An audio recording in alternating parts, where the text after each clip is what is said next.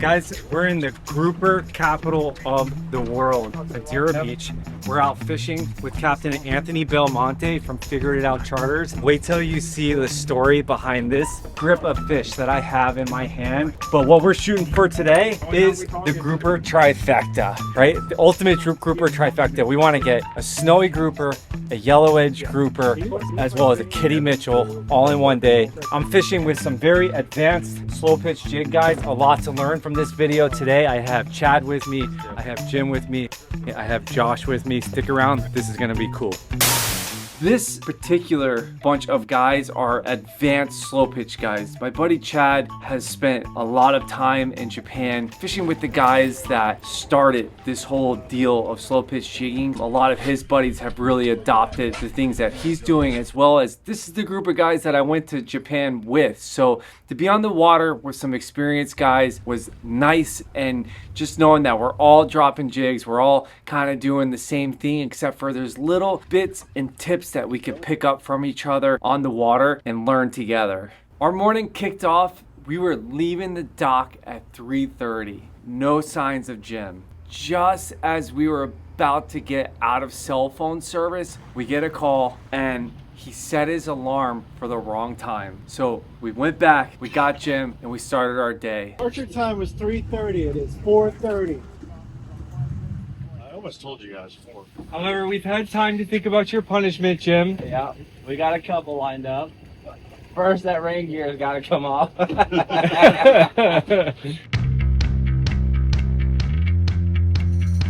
So we're shooting for this grouper trifecta. To be the hero of the day, you would do it by yourself, but we would count it as a cumulative grouper trifecta. We're talking about Yellowedge Grouper, Snowy Grouper, and then the Kitty Mitchell. So first stop, we checked off the first one, which in any other waters except for right here in the grouper capital of the world, you might not be able to check off that Kitty Mitchell. That's gonna be the hard one to find.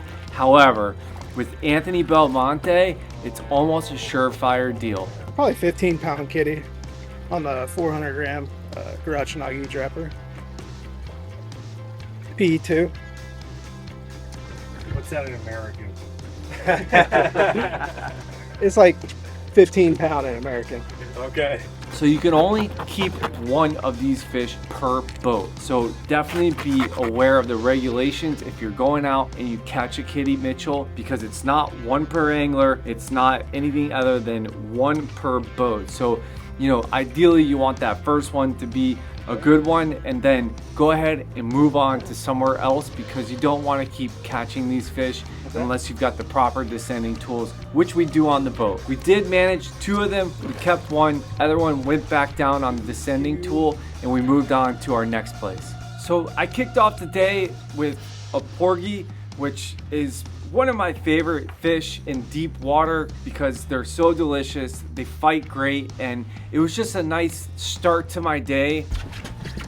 Beautiful porgy to start the morning off. Jim just got tight on the other side, and Josh just put, you know, our one and only Kitty Mitchell into the boat. So we're gonna Eco-Jimmy this guy out, we're gonna Eco-Jimmy the Kitty Mitchell, and then keep fishing. I think everybody on the boat hooked up except for Chad. In your face, Chad. Next, we push out a little bit deeper. We're looking for Yellowedge, we're looking for the Snowy, and we were told that Anthony gets usually the smaller Snowies in this particular area that we were at. Granted, he's got spots, and I've caught massive Snowy groupers in the past with him. So getting the Snowy grouper could be the tricky part of this whole trip. It's a good one. Oh, something interesting, as we were moving from spot to spot and not that far of a distance between them, we were kind of moving in and out of this current. So at some points we were absolutely vertical. We're able to scale down to 400-gram jigs, even possibly getting away with 300-gram jigs. And then the next move, which is, you know, just a matter of minutes away, we were getting into this ripping current to where it was, you were gonna have to bump up 500, 600. I think Chad even put a 800-gram jig on at some point. Mr. Yellow. Oh man. Mr. Yellow, Johnny. Oh man. Don't call it a comeback. So what did he? And now my hook's full. He hit it, came back for it. Usually the right one when it does that. Now the camera gets to see the slowest fighting style on this planet. What's the idea behind reeling slow? I mean, for me personally, I don't like to have that much torque on the fish just because you start risking like pulling hooks and stuff like that, you know. So I mean, he's off the bottom, right? what's that? He's off the bottom. He's far enough off the bottom, and generally grouper can only run 3 times their body length. So once you get like a fish, you can kind of feel how big it is, and you can kind of judge it off of that. Wait. All right, hold on. What do you mean 3 times their body length? Yeah, so certain species of fish, like depending on their tail shape, can only have like a full output of their energy like for such a distance. So you look at something like an amberjack or a marlin with like a really forked tail, they can run like 15 to 20 times their body length. So they could take a lot of line really quickly versus like a grouper. Take like a mystic, for example, like a more rounded tail. That tail shape makes it to where they can't exhaust that much energy. So generally it's roughly like 3 to 5 times their body length. So like the more you learn how the species of fish you're targeting reacts, it allows you to like be calmer in the situation. So like let's, for example, if we're fishing kitties and I hook a big kitty and I get him like 30 foot off the bottom, I'll let him run because I know he's gonna stop. Okay. And so it just allows you to like not panic, not lock the drag, don't pull let him do what he's gonna do. Right. You know, and yeah. That makes a lot of sense. And ever since I learned that from Higashimura, then it's really helped me land some really big fish the last couple of years. So That's super interesting. and like now that I've got the fish off the bottom a little more, he's running, but I'm not concerned because he's gonna stop, and then I can just take that line right back. So as he gets up a little, I back the drag off, so now anything he wants to do, he can. And all that can really go wrong now is either one, Johnny cuts me off, I'm trying. or the hook's pull. But we're deep, pretty deep. So if I get a hook set, then if I need to reel slow to get that fish up, then that's what I'm gonna do. These jigs. Yeah, you know what that means. You got a tile? I got a bigger tile.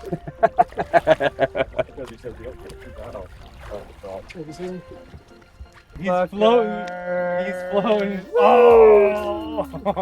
That's what we're after. A nice yellow edge. Now the wife will let me go fishing again. Deep liner Spy 5, fishing 10-pound braid and I think like 25-pound, no, probably 30-pound leader right now. So thank God it was a small one so I can handle it.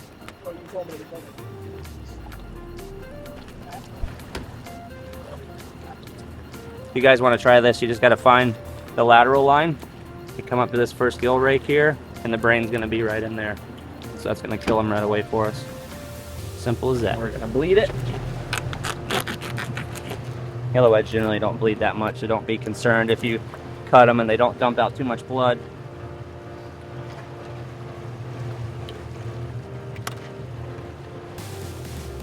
Cut through the tail, get down to the spine, but don't cut the tail off because it's illegal to have a fish with no tail on the boat like this. And expose that nerve canal. So we've got, it's tough to see, but we've got your main artery that runs through here where blood's coming out. Then you've got the spine itself. Just above it's the nerve canal. You'll know when you get it right because as soon as you start going in, generally the fish will shake a little bit like that. And that's just because you're severing all the nerves right now. We're gonna go down until the wire stops. Just back and forth, and a lot of times what you'll see is the fish will start to change color. And all of this stuff was really around 600 feet. So give or take just a little bit, but I think the current definitely had some curvature to it and we were able to kind of jump in and out of it. However, you never knew until you dropped exactly what the current was gonna be.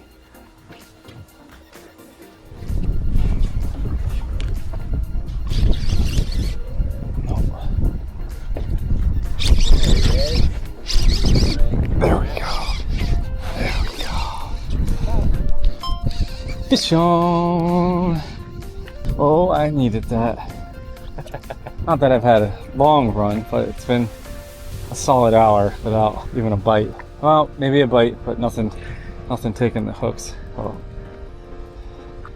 Not a big fish, but a fish.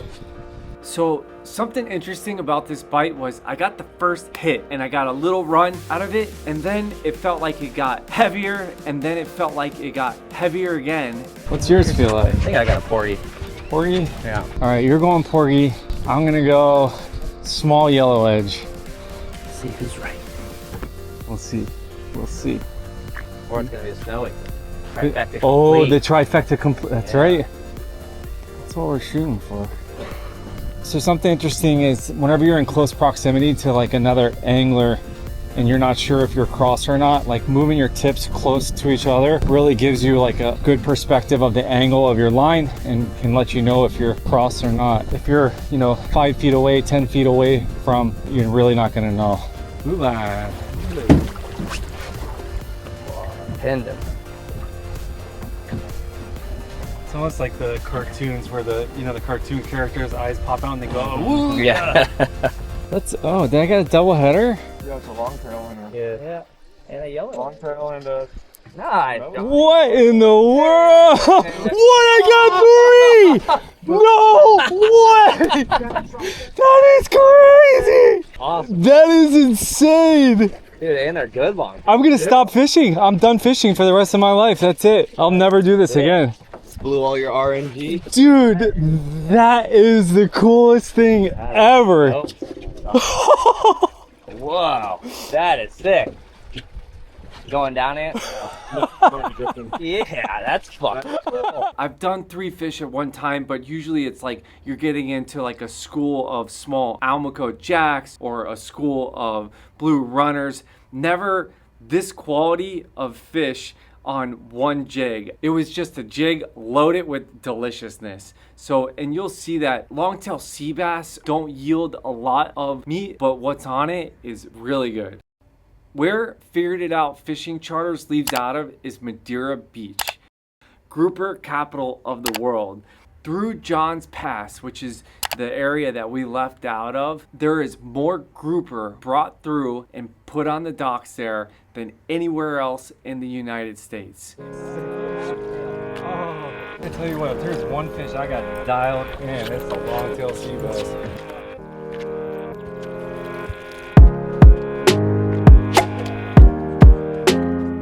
Yeah, so Josh hooked up to a dog.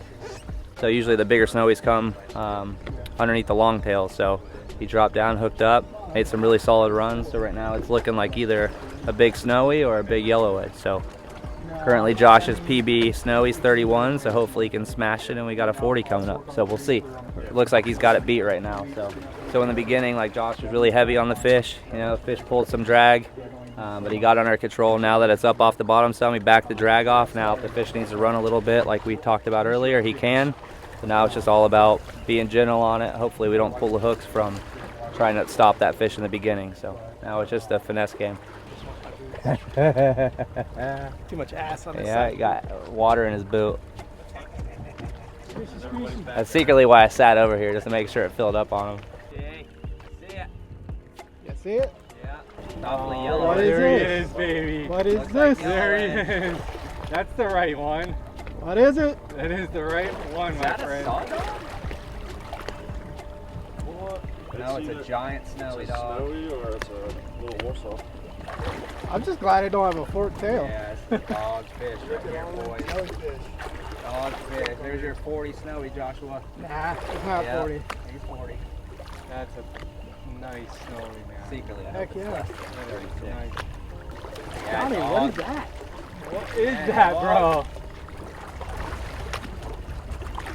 I can't Said identify it underneath yet. those long tails. Anybody got a positive ID? Come on, baby. It's a snowy. Big snowy, dude. Nice fish, Josh. Beast, that was Thanks, snowy. buddy. Doesn't get any cooler than that, my friend. Bigger than 31. Not get any cooler than that. All right. fucking Yeah, go. dog. Let's go. Nice work, my brother. Woo! Thanks, Kathy. Yeah, dog. Oh, That's your so PB. cool. Yeah. Come grab his ass. He's probably 35, 30. That's it, guys. So I'm gonna give you the 35. trifecta complete, and you couldn't have picked What a a fish bigger to do it fish, on. right? That's a big one. So the snowy grouper, yellowedge grouper, Kitty Mitchell. Probably 50 Wait a second, kitty. Josh. Hold on a second.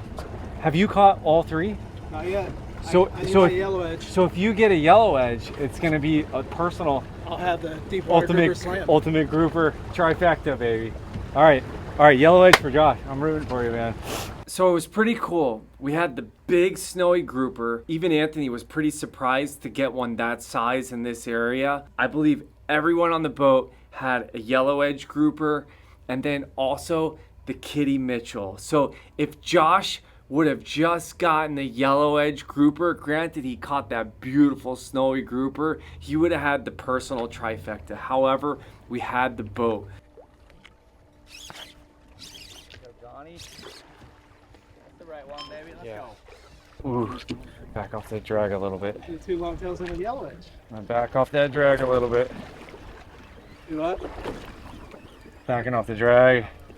Ooh, he's an angry one. This fish pulled some drag on me. Picked up a new pair of sunglasses, Smith, and I ordered one pair and they gave me another pair to check out. And these are the guide's choice. And what's cool about these is that it comes with the little band that kind of makes sure that it doesn't fall off your head. And then you just pop it in and it's like seamless in these glasses. And one thing that I've noticed is that they're super comfortable. My hat's not smashing them into the bridge of my nose, as well as I've got full coverage. Like I don't have light leaking through the sides. So the polarized lens makes it to where you can see deep down into the water. And it's my first trip out with these things, but I'm actually really enjoying them. They're very comfortable. I'm taking it nice and easy on this guy. I've backed off my drag substantially, and I'm nice and slow because I don't want any type of failure, whether it pulls a hook or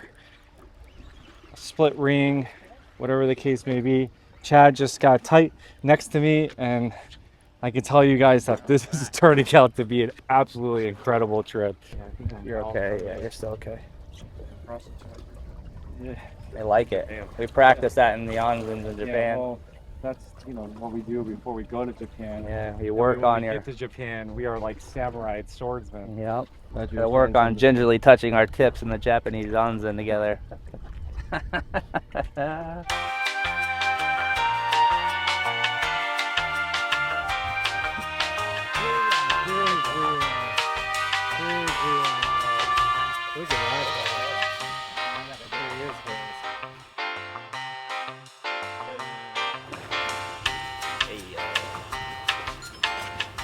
So at this point, Anthony gave us an option. He was like, do you guys want to keep in this depth and move to a little bit different area, or do you guys want to run in to around 400? We opted to move in. Yeah, so right here I'm just going to tie a chain knot. This is a simple one using something called a cat's paw. So I just doubled the leader over to make a loop here. This works for a solid ring or a swivel. Just go through the ring, just like this. Now we're going to reach through that loop we made, grab a hold of the ring or swivel, and pull it down tight, making sure the two lines are parallel and not crossed over. Now what we're going to do is tie a chain knot using a quick chain tool. So I did just put the ring on there, pull the cat's paw tight, and then while holding the tag and main line, I'm going to insert it into this first set of O-rings. Keep my thumb on the first set, grab a hold of the main line, and just start wrapping it around the tool. And get in that next set of O-rings. Now what I'm going to do is grab a hold of the tag and just start doing alternating half hitches. So first one over, second one under, third, fourth, fifth, sixth, 7, 8, 9, 10, 11, 12. So the benefit of a chain knot is that unlike knots such as like uni or palomar or any of like the cinch down type knots, as this knot gets pulled tight, what will happen is the knot will actually stretch. So instead of cinching down on itself like some knots do, they, like let's say a uni knot for example, like they can be fairly strong, but when you start fishing lighter leaders like this, as the knot gets tighter, there's so much pressure that it actually cuts itself off on the knot. So the chain knot will actually stretch the more pressure is applied. And so you can get all of the breaking strength out of the leader. So this is one of the only, if not the only way to get 100% break strength. This is so like the PR knot. This is like the PR knot of terminal connections. Yep. So for when we're fishing light stuff like 25-pound leaders and stuff, we need all the breaking strength we can get out of the knot. You know, if you're fishing 50-pound and heavier, you might not need it, but what's the point of putting all the time and money into this if we're not going to use the strongest connections possible? So it only takes 1 weak knot to lose a fish of a lifetime. So if you've got a way to tie this knot, definitely recommend to do it. So try it out.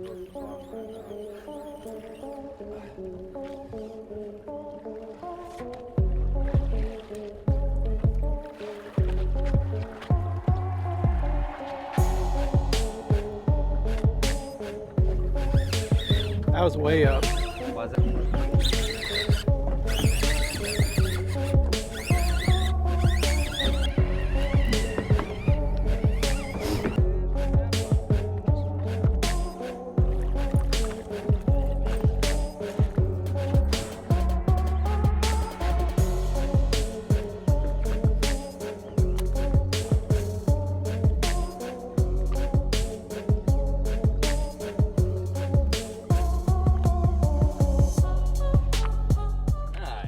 When we talk about red grouper, generally we're thinking somewhere between 100 feet and like 250. Pushing it is 300 feet.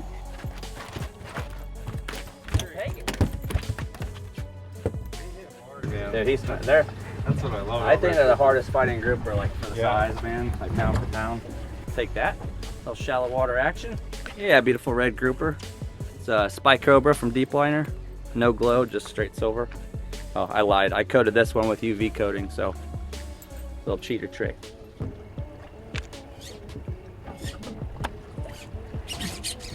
Oh yeah. Here's the red. Oh, that's a big fish.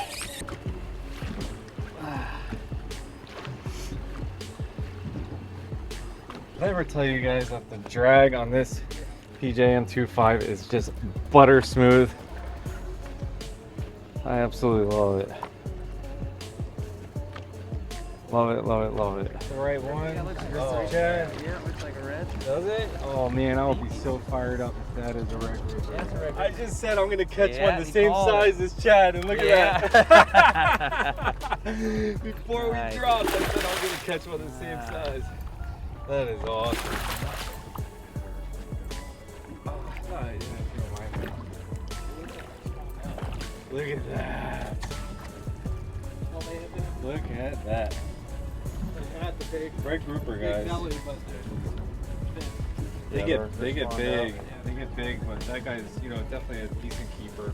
So for Chad and I both to get a red grouper in 400 feet was pretty interesting. It's not a common thing that happens, and you could see that the color of this fish is a little bit different than a lot of the red groupers that you'll catch in shallower water, and it was an exciting thing. So we caught 4 different species of grouper in one trip, which really makes me think that this is definitely the grouper capital of the world.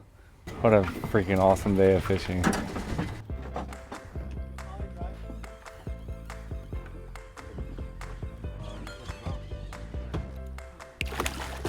Oh, nice save, Cat.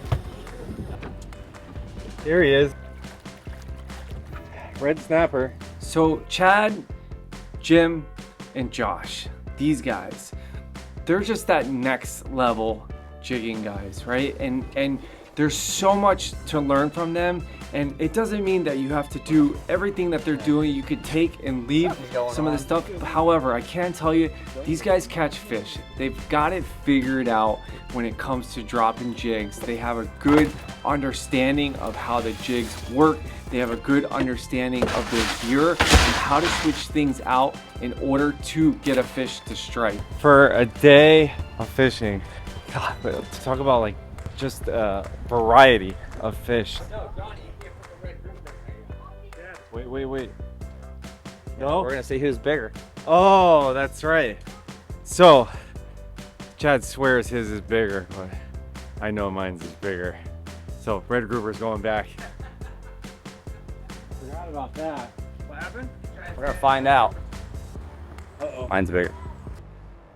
You gotta subtract 1 pound for the zip tie. Mine, orange. No. 8.7. 8.2. All right, 8.2. Moment of truth. That's for me. Now here's Chad's. Did you still have lead in there? Weights and fish. Eat son of a. Yeah. Number 1. Wait a second. Wait a second. What's in his mouth, And Chad? that's blood. What's in his mouth? We got weights and fish. We did. So that's the 3 fish that I got on one jig, and just look at the variety just in my hand here. Porgy, tilefish, Yellowedge Grouper, longtail sea bass. I mean, God. And I mean, I got a red snapper as well. However, the season's closed, but what a cool day on the water. I am whooped. We left at 3:30 in the morning, so it's been just a super fun day, but exhausting day.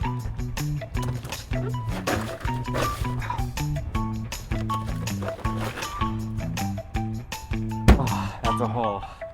All right, guys, welcome to Johnny Jigs HQ, and we're gonna cut up this Yellowedge Grouper. These guys get pretty big, and it's probably one of the most delicious tasting, and in my opinion, one of the coolest looking groupers out there.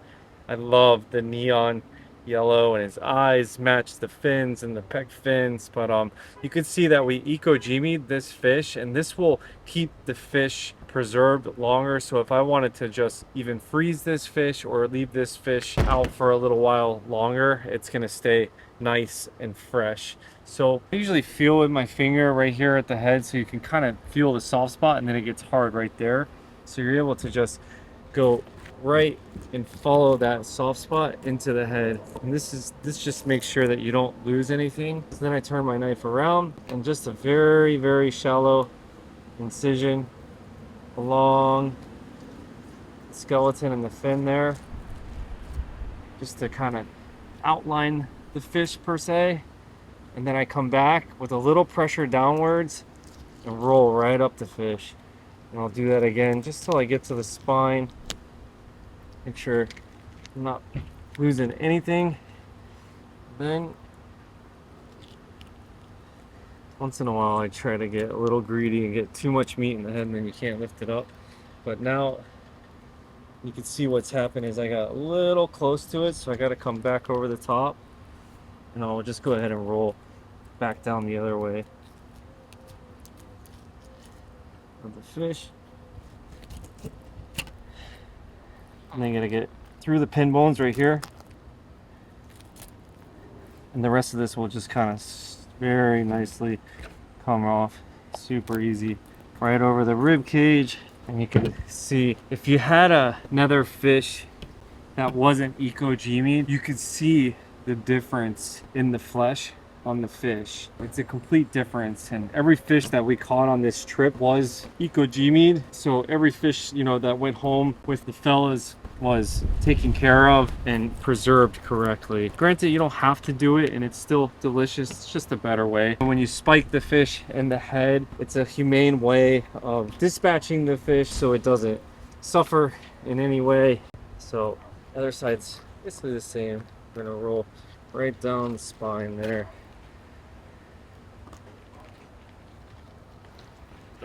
Then I'm gonna go back up the other way. And then you should be able to get through the pin bones there, and then roll right down the rib cage on the other side of the fish. And this fish just looks absolutely amazing. For me, I'm a big texture guy when it comes to fish, and it just seems like grouper in general have the best texture for me. But take a look at those slabs, guys. That's something that is, you know, if their slabs are too thick, which these aren't, you could actually split them in half and make a couple pieces out of the loins there. Usually I chop the tail right there, and then the last part of, you know, filleting the fish is skinning the fish. And I was always taught to get it right at the edge of the table, and I leave just a little meat at the beginning just so I got a little something to grab onto, and then you get your knife just absolutely flat to the table, and then I do this rocking motion back and forth just like this. And as long as your knife is flat to that table, you're not going to lose any of the meat. And a sharp knife definitely helps, guys. So you can see there's nothing left on the skin there, absolutely nothing. And that's a beautiful Yellowedge Grouper fillet. Guys, thank you so much for following us along, and thank you so much to Josh, Chad, and Jim, and also Figure It Out Fishing Charters, Captain Anthony Belmonte. You can follow them on their social media. You can get up with Anthony Belmonte and book a charter to go fish the grouper capital of the world. What an incredible trip. I am so happy that I got invited on this one and got to be a part of. So as always guys, like and subscribe. You can follow us on Facebook and Instagram, and most importantly guys, jig on.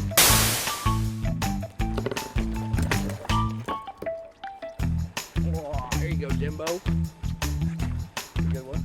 Oh, guess who this is? Trouble. Ja, ja, ja, ja, ja, ja, ja, ja, ja. How's that, Johnny? Yeah, That good? Is that good? Really good. Yeah. Let's go. Eat that up. They're gonna be like, no, you're full of shit. No. Go for I caught a grouper that run 200 feet down. Nice amberjack, bro. And then he got off. But Yeah. it was definitely a grouper.